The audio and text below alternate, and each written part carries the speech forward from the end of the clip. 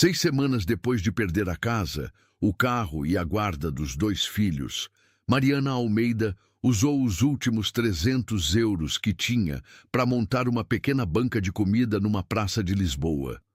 11 meses depois, ela aparecia na televisão nacional. E o ex-marido, que acreditava ter destruído a vida dela, ficou sem palavras ao descobrir o que ela havia construído. Antes de a gente começar, me faz um favor. Clica no botão de inscrever aqui embaixo no canal Contos de Eli. A gente traz histórias reais sobre pessoas reais, o tipo que faz você pensar 2 vezes sobre como trata os outros. E se você curtiu, deixa um comentário me contando de onde você está assistindo. Eu adoro saber. Então bora lá. Mariana Almeida tinha 41 anos e havia passado 15 deles construindo uma coisa que o mundo raramente para avaliar com o rigor que ela merece, que é um lar de verdade. Não a estrutura física, a coisa viva que existe dentro da estrutura, que é feita de ritmo e de cheiro de comida em hora certa e de saber o que cada membro da família precisa antes que peçam e de estar presente de um jeito que não tem título nem salário nem reconhecimento formal, mas que quando some, todo mundo sente. Ricardo Vasconcelos era gestor financeiro 44 anos, daquele tipo específico de competência que é real, mas que convive com uma incapacidade de enxergar o que não tem número. Era bom no que fazia, sabia analisar risco, sabia estruturar portfólio, sabia quando entrar e quando sair de uma posição. O problema é que havia aplicado essa mesma lógica ao casamento sem perceber que casamento não é posição de investimento. E quando você trata as pessoas como ativo ou passivo, invariavelmente chega um momento em que você reclassifica a pessoa errada da forma errada. Durante os primeiros anos, Mariana havia acreditado que os dois estavam construindo juntos. Havia sinais que ela interpretava como parceria, que eram Ricardo dizendo que ela não precisava se preocupar com as contas porque ele tratava, que ela era melhor na parte da casa e das crianças, que havia divisão natural de responsabilidades e que a deles funcionava bem. Mariana havia aceitado porque havia confiança e porque havia genuinamente mais talento e prazer nela em cozinhar e criar os filhos do que em planilha financeira. O Tomás tinha 12 anos e a Inês tinha 9 quando Ricardo entregou os papéis do divórcio. Naquele momento, Mariana descobriu o que 15 anos de confiança haviam custado. A casa estava em nome dele, havia sido colocada em nome dele 3 anos atrás, numa operação que Ricardo havia explicado como otimização fiscal e que Mariana havia assinado sem ler o suficiente porque havia confiança. O carro estava em nome dele. As poupanças conjuntas haviam sido movidas para contas individuais dele ao longo do último ano e meio, através de transferências que Mariana não acompanhava, porque Ricardo era quem tratava das finanças. Os investimentos estavam em nome de uma empresa que Ricardo havia criado 2 anos atrás, estrutura que Mariana nem sabia que existia. O advogado dela, que havia indicado a Patrícia na semana em que tudo desmoronou, havia dito com aquela franqueza necessária que é difícil de ouvir: Mariana, isso foi preparado com antecedência.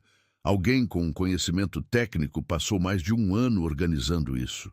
Mariana havia ficado sentada na cadeira do escritório do advogado, ouvindo aquilo sem conseguir encaixar as palavras na realidade, porque ela havia estado lá, havia estado em casa todos aqueles anos. Havia preparado o jantar quando Ricardo tinha reuniões de clientes importantes, havia organizado os aniversários dos filhos, havia estado presente em absolutamente tudo que havia precisado de presença. E enquanto estava presente, havia alguém ao lado dela organizando a saída dela daquele lugar de um jeito que não deixasse nada para trás. E guarda provisória foi para o Ricardo, porque ele tinha casa estável em nome dele e rendimento comprovado, e um advogado que havia apresentado uma narrativa sobre a situação de Mariana, que não era mentira completa, mas era seleção de verdade, que às vezes é pior que mentira porque é mais difícil de contestar. Mariana saiu da casa de Cascais com uma mala de roupas. Havia guardado o caderno de receitas da avó debaixo das roupas na mala, não como planejamento, mas como instinto, que é o tipo de coisa que você faz quando está em modo de sobrevivência e o corpo age antes da cabeça ter chance de deliberar. Patrícia Martins tinha sido amiga de Mariana desde a faculdade, aquele tipo de amizade que sobrevive a décadas e fases diferentes, porque foi construída numa época em que as duas eram simplesmente as duas, sem papel social, sem nada que precisasse ser mantido. Patrícia tinha um T3 em Benfica e havia dito vens pra cá, sem que Mariana tivesse que pedir. Mariana ficou no sofá da sala de Patrícia por 3 semanas, que foram as mais longas que havia vivido. Não porque o sofá fosse desconfortável, ou porque Patrícia não fosse generosa que era, mas porque havia aquela espécie de suspensão que acontece quando a vida para abruptamente e você está num espaço que não é o seu, sem os filhos, sem rotina, sem nada que fosse familiar, além da cara da amiga e do cheiro do café que Patrícia deixava pronto toda manhã antes de ir trabalhar. Ricardo havia mandado mensagem no 5º dia dizendo que esperava que Mariana estivesse usando o tempo para refletir sobre o que havia levado ao fim do casamento, o que era a formulação específica de alguém que reorganizou a narrativa para que a culpa ficasse redistribuída de uma forma que ele conseguia suportar. Mariana havia lido a mensagem, havia colocado o celular de lado e havia ficado olhando para o teto do quarto de Patrícia por 1 hora. Havia 320 euros numa conta bancária antiga que Ricardo não sabia que existia. Conta que Mariana havia aberto anos atrás numa semana em que havia vendido umas peças de artesanato que fazia e havia depositado o dinheiro antes de se esquecer da conta. 320 euros, que eram os únicos euros que eram inteiramente dela. Na segunda semana, no sofá de Patrícia, durante uma madrugada em que o sono não vinha, Mariana foi à cozinha buscar água. Havia levado a mala para o quarto, mas o caderno estava em cima da mesa da cozinha porque havia ficado por ali numa das madrugadas anteriores, quando não conseguia dormir e precisava de algo que fosse familiar nas mãos. O caderno da avó Conceição tinha a capa de couro desgastada que Mariana conhecia desde os 6 anos, quando ficava ao lado da avó na cozinha da tasca familiar no interior, enquanto a dona Conceição cozinhava e anotava ao mesmo tempo, caneta numa mão e colher de pau na outra, porque a dona Conceição dizia que receita que não é escrita vai embora com a pessoa e receita escrita dura mais do que a vida de qualquer um. Havia mais de 200 receitas no caderno, mas havia também as notas entre as receitas, as letras miúdas que a avó havia acrescentado ao longo de décadas, observações sobre o tempo de cozimento em diferentes fogões, sugestões de variação para épocas do ano, histórias curtas de onde tinha vindo aquela receita específica, e havia frases soltas que a dona Conceição havia escrito nos cantos das páginas, pensamentos que chegavam enquanto cozinhava e que ela anotava antes que fossem embora. Mariana ficou folheando o caderno debaixo da luz fraca da cozinha de Patrícia, até chegar numa página com uma frase escrita na diagonal com letra maior do que o normal, como se a avó tivesse querido que ocupasse mais espaço. Quem alimenta o coração das pessoas nunca fica sem caminho. Ficou com essa frase por um tempo. Depois foi para a cama. Não dormiu ainda, mas ficou em silêncio diferente do silêncio das noites anteriores, que era o silêncio de quem está na beira de uma decisão. Na manhã seguinte, antes de Patrícia acordar, foi ao computador da amiga e pesquisou o processo de licença temporária para venda de alimentos em espaço público na Câmara de Lisboa. Depois, pesquisou fornecedores de ingredientes no mercado da Ribeira e nos grossistas que abasteciam restaurantes pequenos. Depois, abriu uma planilha e ficou trabalhando nela até Patrícia aparecer na cozinha às 8 da manhã com cara de quem ainda está acordando. Patrícia olhou para Mariana, depois para a planilha, depois para Mariana de novo. "O que é isso?" ela perguntou. "Vou usar os 300 euros", Mariana disse. "Para quê?" "Para cozinhar." Patrícia ficou em silêncio por um segundo. Depois foi buscar café e sentou do lado de Mariana para ver a planilha.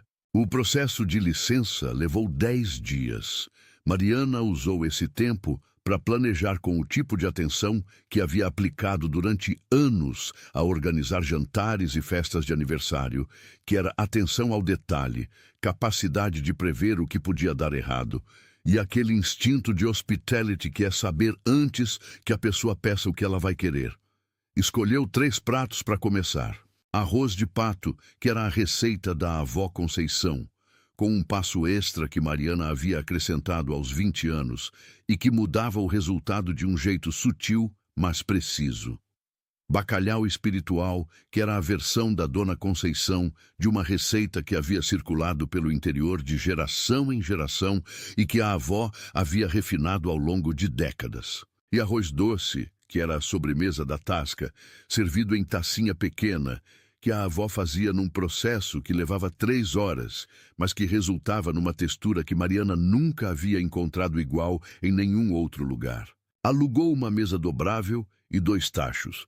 Comprou ingredientes com o cálculo apertado de quem sabe que não tem margem de erro. Conseguiu um espaço numa praça do intendente através da licença temporária. E numa segunda-feira de manhã de setembro, às 11 horas, ficou atrás da mesa com as 3 opções disponíveis e um cartaz feito à mão que dizia "Receitas da Dona Conceição". O primeiro dia foi difícil, do jeito que os primeiros dias sempre são, que é com aquela combinação de esperança e realidade que raramente são equivalentes no começo de qualquer coisa. Algumas pessoas passaram sem olhar. Outras pararam, leram o cartaz, perguntaram o preço e foram embora. Vendeu 6 doses. 6 doses num dia inteiro não pagavam nem os ingredientes do dia seguinte. Na terça foi parecido. Na quarta, Mariana chegou com as taxas antes das 10 da manhã para estar pronta mais cedo e passou a manhã com aquele cheiro de arroz de pato que vai se espalhando quando você cozinha em espaço aberto. E o cheiro fez uma coisa que o cartaz não tinha feito, que era parar as pessoas antes que tomassem a decisão de não parar. Uma senhora de uns 60 anos parou. Ficou olhando para o tabuleiro. Perguntou o que era o arroz de pato. Mariana explicou. A senhora pediu uma dose.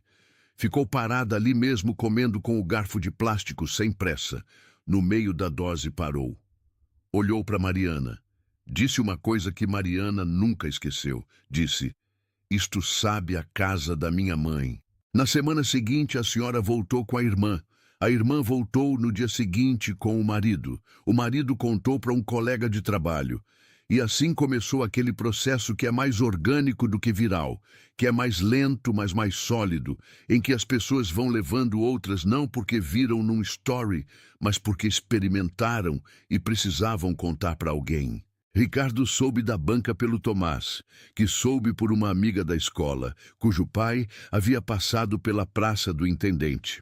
Ricardo havia feito um comentário que o Tomás havia repetido para Mariana numa das visitas supervisionadas, sem entender o peso do que estava repetindo, do jeito que crianças de 12 anos repetem coisas que ouvem em casa achando que são informação neutra. Ricardo havia dito que a mãe estava brincando de restaurante na praça como hobby de mulher divorciada, e que aquilo não durava um mês. Mariana havia ouvido aquilo, havia ficado em silêncio por um momento, havia olhado para o Tomás que esperava resposta, e havia dito que o papai tinha uma perspectiva diferente. Depois havia perguntado como estava a escola, e a conversa havia seguido. Mas havia guardado aquilo no lugar onde se guarda o combustível, que não é raiva, mas é alguma coisa parecida com clareza. No segundo mês, Mariana havia economizado o suficiente para contratar uma ajudante meio período, a Filomena, uma mulher de 50 anos que morava perto do intendente e que havia aparecido num dia chuvoso, dizendo que precisava de trabalho e que sabia cozinhar. Mariana havia dito que o trabalho era servir porque a cozinha era ela, e Filomena havia dito que sabia servir também. Tinha dado certo desde o primeiro dia. Com a Filomena na banca nos horários de pico, Mariana conseguia cozinhar mais quantidade e manter a qualidade, que era a tensão constante de qualquer operação de comida pequena, a qualidade caindo quando o volume sobe. Havia desenvolvido um sistema de produção escalonada que mantinha tudo saindo à temperatura certa na textura certa. Havia adicionado 2 receitas novas do caderno, uma sopa de legumes que a dona Conceição fazia com um osso de presunto que dava um fundo diferente de qualquer sopa que Mariana havia comido em restaurante, e um pastel de nata que não era o pastel de Belém, mas que a avó havia desenvolvido a partir de uma receita mais antiga e que tinha uma massa menos caramelizada por cima, mas mais cremosa por dentro. Os clientes regulares começaram a ter nomes. A dona Helena, que vinha toda quinta com a vizinha. O senhor Augusto, que era reformado e aparecia às 11, quando a praça estava mais vazia, e ficava conversando enquanto comia, que Mariana adorava, porque era do tipo de conversa que ensinava coisa.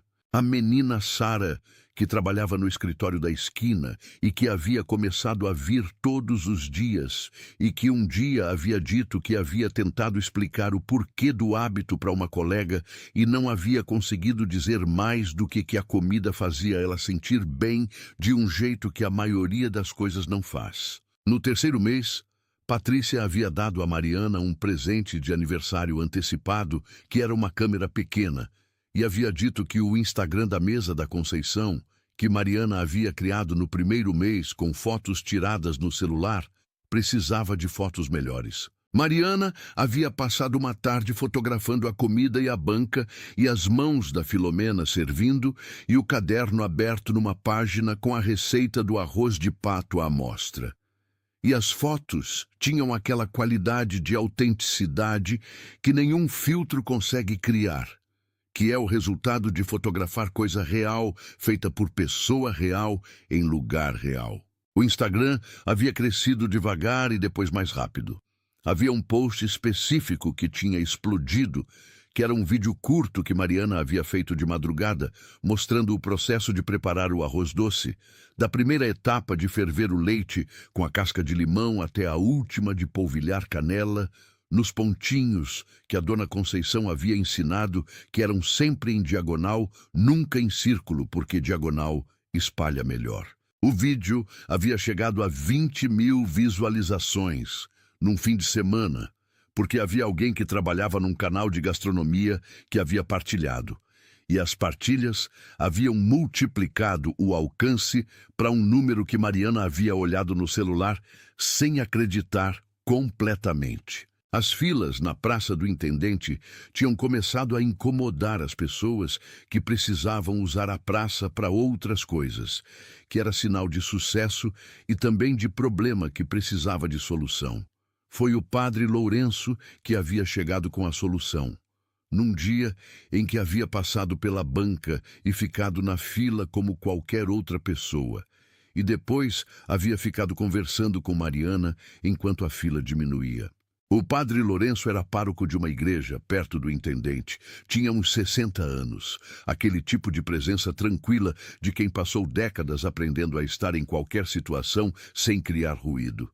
Havia dito que tinha uma carrinha no quintal da paróquia que havia sido doada anos atrás, com intenção de usar como cozinha móvel para distribuição de refeições, que o projeto não havia saído do papel por falta de recursos para reformar a carrinha, e que a carrinha estava lá apodrecendo de culpa. Havia perguntado se Mariana tinha interesse.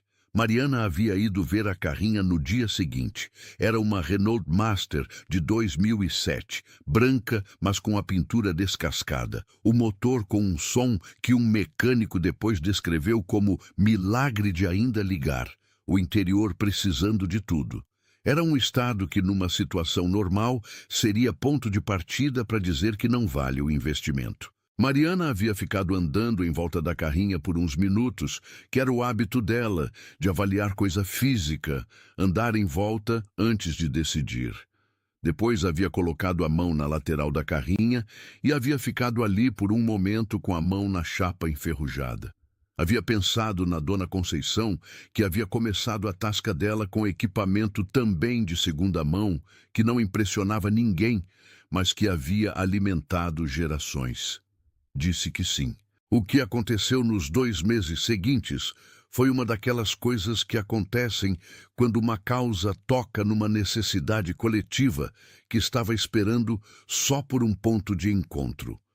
O mecânico que consertava o carro do Sr. Augusto havia ouvido do senhor sobre Mariana e havia aparecido na banca dizendo que fazia o motor pelo preço do material. Um pintor de paredes que havia provado o bacalhau espiritual e que havia saído do almoço, contando para todo mundo, havia dito que pintava a carrinha em troca de 1 mês de almoços. Um carpinteiro reformado que morava na rua atrás havia construído o balcão interno.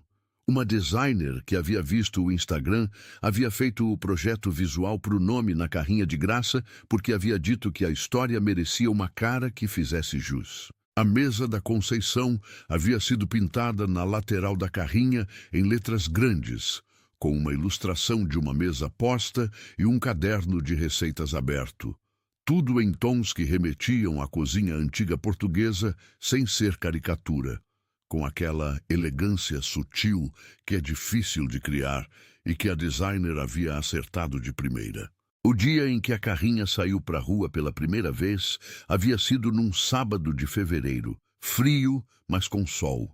E havia gente que havia aparecido só para ver porque havia comentários no Instagram nos dias anteriores anunciando.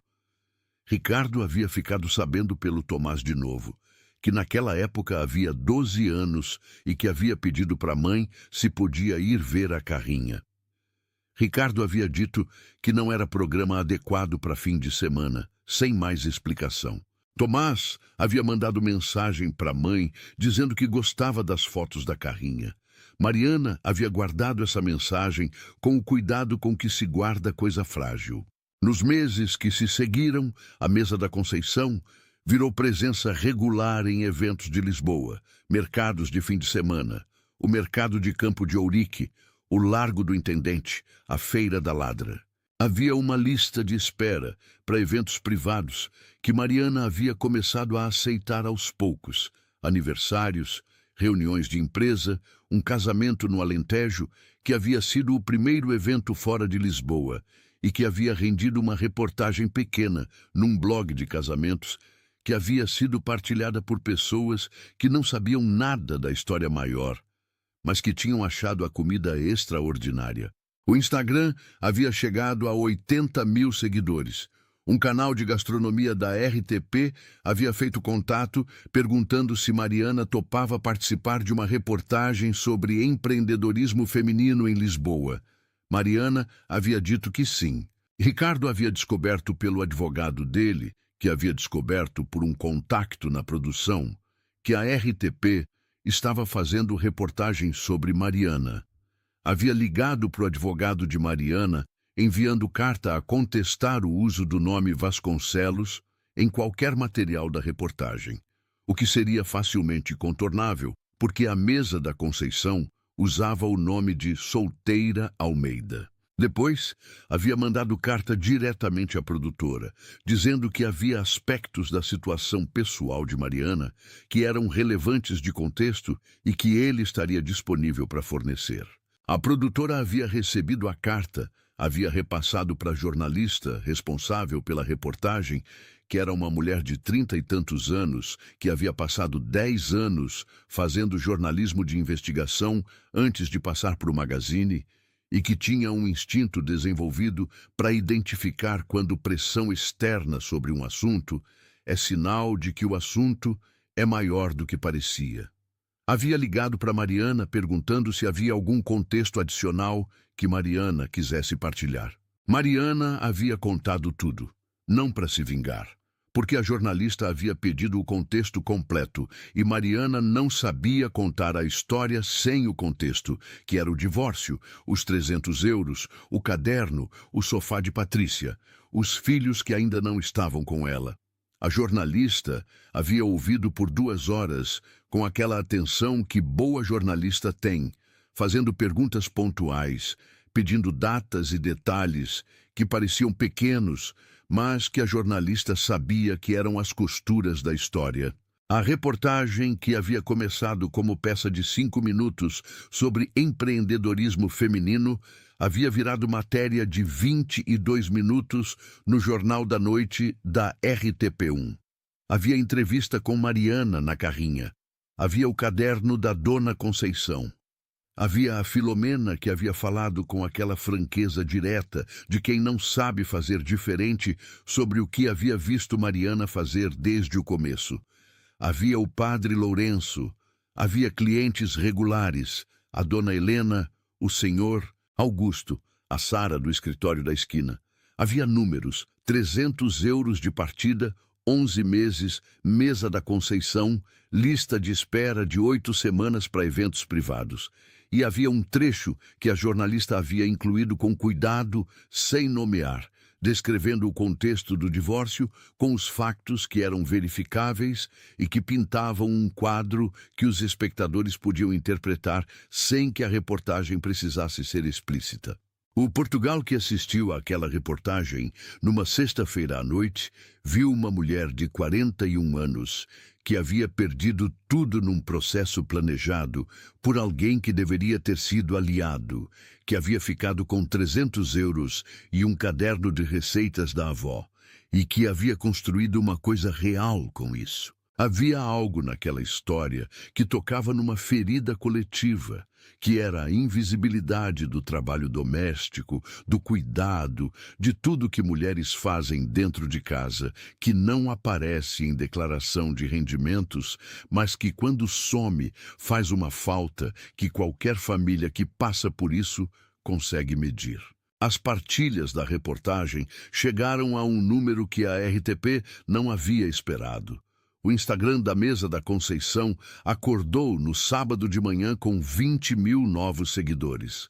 A lista de espera para eventos havia triplicado antes do meio-dia. Havia jornalistas de outras publicações pedindo entrevista.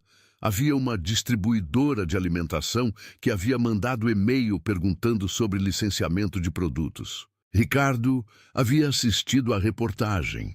Havia ligado para o advogado dele às 10 da noite com uma urgência que o advogado havia descrito depois como fora do padrão habitual.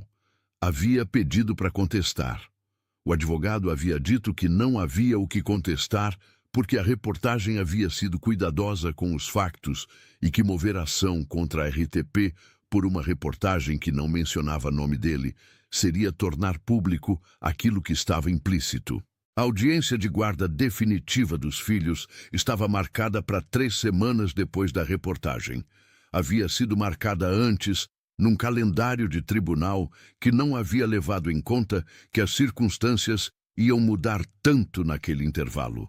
Mariana havia chegado à audiência com a advogada que havia contratado com os primeiros lucros reais da Mesa da Conceição.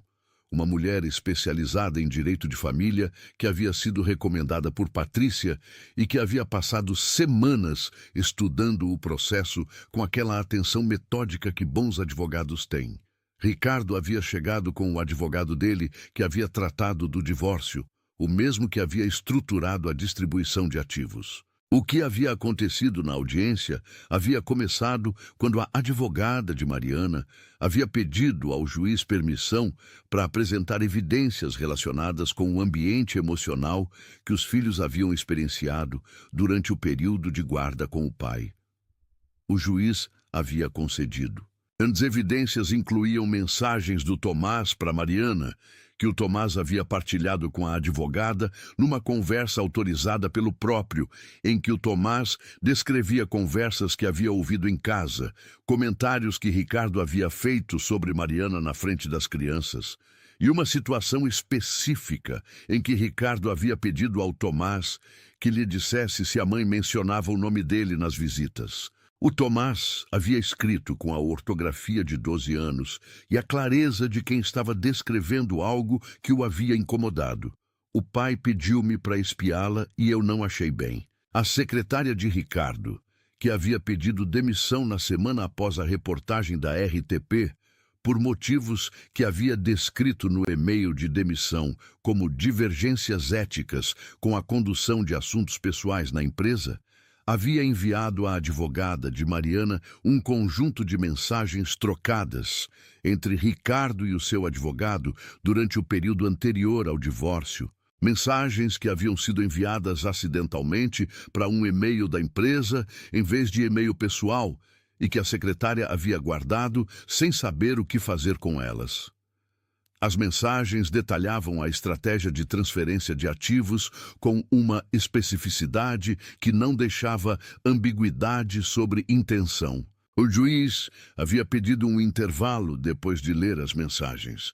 Ricardo havia ficado sentado ao lado do advogado, com aquela expressão de quem está calculando e chegando a um resultado que não serve a nenhuma das premissas que havia estabelecido. A guarda dos filhos foi concedida a Mariana com regime de visitas para Ricardo. Não era a punição jurídica do divórcio financeiro, que seguia em processo separado. Era a avaliação do melhor interesse das crianças com base no que havia sido apresentado. E o que havia sido apresentado incluía um filho de 12 anos, que havia escrito com ortografia imperfeita e clareza moral precisa, que havia sido pedido para espiar a mãe e havia achado que não era bem. Mariana havia ficado em silêncio quando o juiz havia lido a decisão. Havia levado as mãos ao rosto por um segundo. Depois havia olhado para a advogada. Depois havia olhado para frente. Na sexta-feira, depois da audiência, o Tomás e a Inês haviam chegado ao apartamento que Mariana havia alugado 2 meses antes, um T3 em Arroios, que ela havia conseguido pagar depois que os contratos de eventos haviam começado a chegar com regularidade. Haviam chegado com as mochilas e com aquela mistura de excitação e ansiedade que as crianças têm quando a vida muda de configuração e elas ainda não sabem ao certo como habitar a nova forma. Mariana havia preparado jantar, não algo elaborado da mesa da Conceição, o arroz de pato simples, o mesmo que havia vendido na Praça do Intendente no primeiro dia, o mesmo da receita da Dona Conceição com o passo extra dela. Havia posto a mesa com aquele cuidado que havia posto em jantar de família durante 15 anos e que havia continuado a ser sua linguagem natural de cuidar. A Inês havia sentado, cheirado o vapor que saía da travessa e havia dito, sabe a casa. Tinha 8 anos e não sabia que estava usando as mesmas palavras que a senhora de 60 anos havia usado na Praça do Intendente no quarto dia de banca. As palavras que Mariana havia gravado dentro dela como confirmação de que havia tomado a decisão certa naquela madrugada de insônia na cozinha de Patrícia. Mariana havia servido os 2 filhos, havia servido ela mesma. Tinha ficado sentada à mesa com o Tomás e a Inês num apartamento que era dela, com a comida que havia aprendido da avó no começo de alguma coisa que ainda não tinha nome completo, mas que era claramente melhor do que o que havia ficado para trás. A Dona Conceição havia escrito no caderno que quem alimenta o coração das pessoas nunca fica sem caminho. Havia escrito isso provavelmente numa tarde em que estava preparando o jantar da Tasca. E havia pensado numa coisa, e havia anotado antes que fosse embora, que era o hábito dela. Não havia sabido que estava escrevendo para a neta. Mas as melhores coisas que os avós nos deixam raramente sabem que são presentes enquanto estão sendo dadas. Ficam guardadas num caderno de couro gasto, esperando pela madrugada certa, pela insônia certa, pela pessoa certa com 300 euros e a determinação de não desaparecer. Se você chegou até aqui dessa história, me faz um favor. Clica no like agora. Faz diferença real para o canal crescer. Compartilha com alguém que está recomeçando, que está no sofá da amiga, que está no começo de uma coisa que ainda não tem nome, mas que tem coragem. E se inscreve no Contos de Eli para não perder a próxima história. Antes de ir, quero te perguntar uma coisa. Você tem um caderno de receitas, uma carta, um caderno velho, alguma coisa que alguém te deixou que você não abriu ainda? Me conta nos comentários. E lembra sempre, o valor de uma pessoa não está no que ela tem no banco. Está no que ela sabe fazer com o que tem nas mãos quando tudo o resto foi embora. Obrigado por assistir. Isso é Contos de Eli. Inscreve, curte e nunca subestime quem alimenta os outros. Essa gente nunca fica sem caminho.